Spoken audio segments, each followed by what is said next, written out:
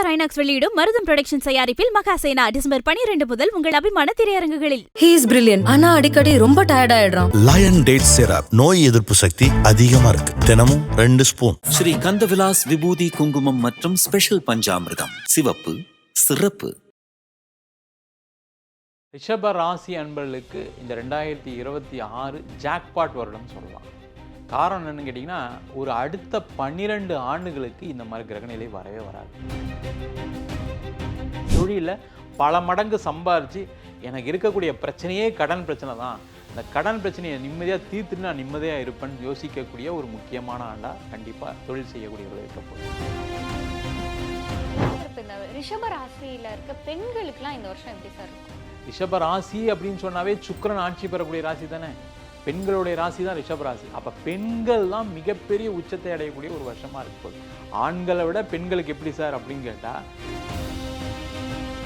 அப்போ அங்கே பிறந்ததே அதுக்காக தான், மற்றவர்களுக்கு கொடுக்கறதுக்காக தான். அப்போ நான் இன்னும் கொடுக்கறதுக்கு அதிகமாக சம்பாதிப்பேன்னு ஒரு பாசிட்டிவிட்டியோட எழுந்தாங்க அப்படின்னா, ரிஷபராசிக்காரங்களுக்கு வந்து இந்த வருஷம் அவங்களுக்கு கை கொடுக்கக்கூடிய தெய்வ வழிபாடு அப்படின்னா அது எந்த வழிபாடு? ரிஷப ராசி அன்பர்களுக்கு இந்த வருஷம் கை கொடுக்கக்கூடிய வழிபாடு என்னன்னு கேட்டிங்கன்னா, அது எந்த பிரச்சனையாக இருந்தாலும் சரி, அவங்களுக்கு இருக்கக்கூடிய வாழ்க்கையில் எல்லா விதமான பிரச்சனைகளுக்கு அவங்க வாழ்க்கையில் பல விதமான வெற்றிகள் பெறுவதற்கான வாய்ப்புகள். ஐபிசி பக்தி நேயர்கள் அனைவருக்கும் அன்பு வணக்கம்.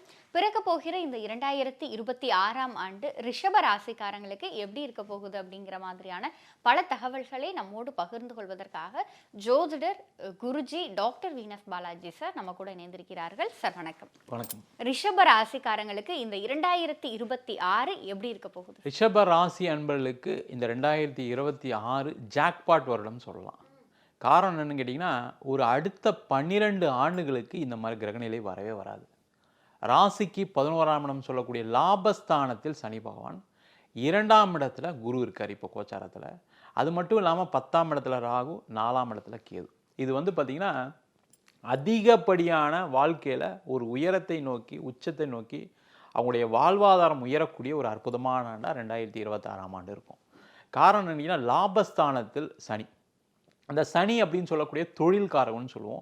அப்போ அவர் லாபஸ்தானத்தில் இருக்கும்போது தொழிலில் மென்மேலும் வெற்றி பெறுவதற்கான வாய்ப்புகள் உள்ள வருஷமாக இருக்கும். தொழிலில் பல மடங்கு சம்பாரித்து எனக்கு இருக்கக்கூடிய பிரச்சனையே கடன் பிரச்சனை தான், இந்த கடன் பிரச்சனையை நிம்மதியாக தீர்த்துட்டு நான் நிம்மதியாக இருப்பேன்னு யோசிக்கக்கூடிய ஒரு முக்கியமான ஆண்டாக கண்டிப்பாக தொழில் செய்யக்கூடியவர்கள் இருக்க போகுது.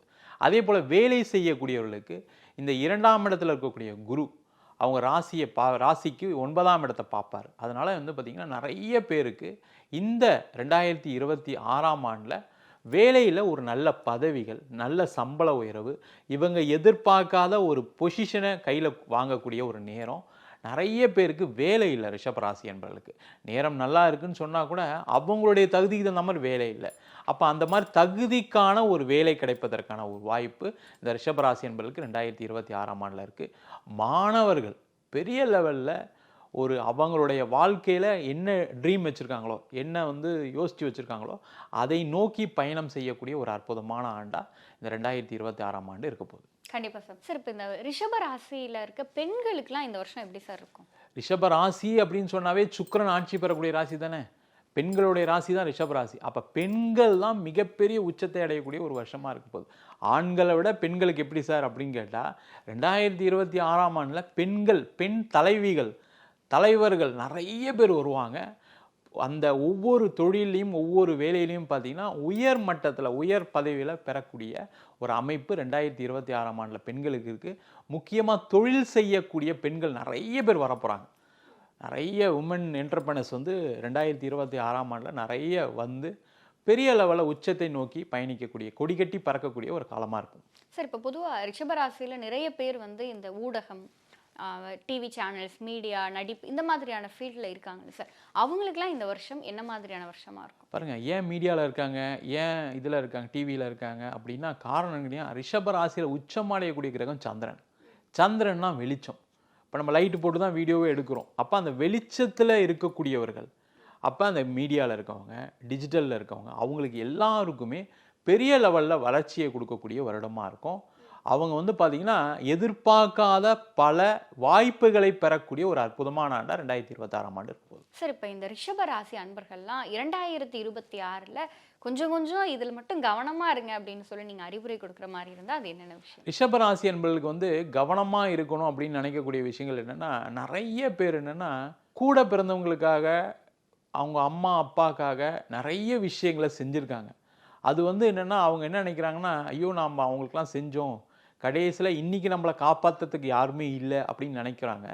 அந்த மாதிரி இல்லாமல் அவங்களால தான் இன்னொருத்தருடைய வாழ்க்கை தரத்தை உயர்த்த முடியும். அதை மட்டும் மனசில் வச்சுக்கிட்டு, நான் இது மாதிரி எவ்வளவு செலவு பண்ணாலும் பரவாயில்ல, திரும்பி என் வாழ்க்கையில் நான் உயருவேன், கண்டிப்பாக வெற்றி பெறுவேன், என்னாலையும் சாதிக்க முடியும் அப்படின்ற அந்த பாசிட்டிவிட்டியோடு இருந்தாங்கன்னா போதும், வேறு எதுவுமே தேவையில்லை. ஏன்னா நிறைய ரிஷபராசி என்பது நிறைய குடும்பத்துக்காக, ஃப்ரெண்டுக்காக, மனைவிக்காக, கணவருக்காக, கணவரோட குடும்பத்துக்காக, மனைவியோட குடும்பத்துக்காக செலவு பண்ணிட்டு இன்றைக்கி ஒன்றும் இல்லாமல் உட்காந்துருக்காங்க. அவங்க நிறைய பிரச்சனையை சந்திக்கிறாங்க.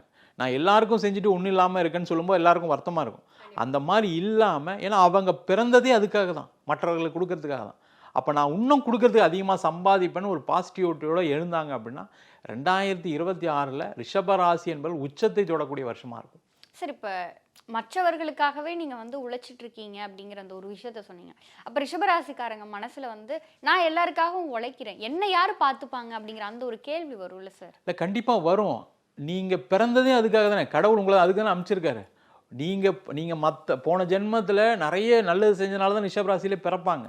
அப்போ நீங்கள் நிறைய நன்மைகள் செஞ்சு தான் ஆகணும், வேறு வழியே கிடையாது. அப்போ உங்களுக்கு எதுவுமே இல்லையான்னு கேட்டால் அதை நீங்கள் யாருக்கிட்டையும் கேட்காம கடவுள்கிட்ட ஒரு பிரார்த்தனையாக வைங்க. கடவுள் உங்களுக்கு கொடுப்பார். உங்களுக்கு கிடைச்சதுனால தான் நீங்கள் செஞ்சீங்க, இல்லைனா எப்படி செய்ய முடியும்? அப்போ கிடைக்கிறதுக்கு வாய்ப்புகள் ஏற்படுத்தியிருக்காரா இல்லையா? அப்போ கண்டிப்பாக ரிஷபராசி என்பதுக்கு எல்லாமே கிடைக்கும்.